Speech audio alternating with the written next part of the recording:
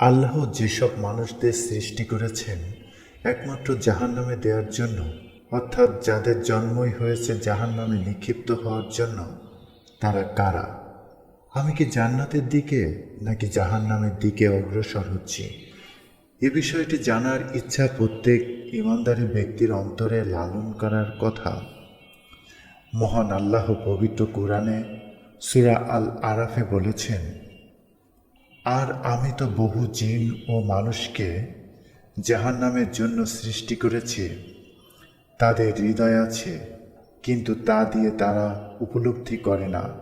তাদের চক্ষু আছে, কিন্তু তা দিয়ে তারা দর্শন করে না। এবং তাদের কর্ণ আছে, কিন্তু তা দিয়ে তারা শ্রবণ করে না।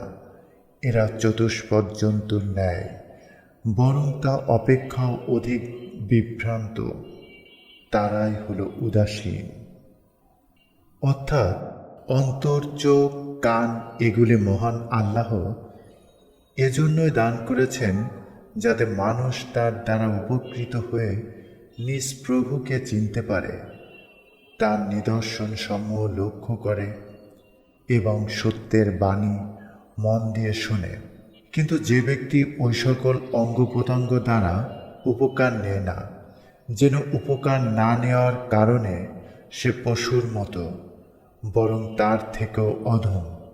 কারণ পশুরা নিজের লাভ লোকসান কিছুটা বোঝে, উপকারী জিনিস হতে উপকার নেই এবং ক্ষতিকারক জিনিস হতে দূরে থাকে। কিন্তু আল্লাহর হেদায়েত হতে বিমুখতা প্রকাশকারী ব্যক্তির মধ্যে এই পার্থক্য করার শক্তি শেষ হয়ে যায়, কোনটি তার জন্য লাভদায়ক আর কোনটি ক্ষতিকারক।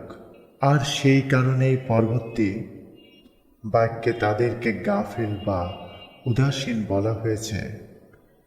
এ মানুষ ও জিনের ব্যাপারে আল্লাহর আগে থেকেই জানা ছিল যে তারা পৃথিবীতে গিয়ে ভালো করবে নাকি মন্দ করবে।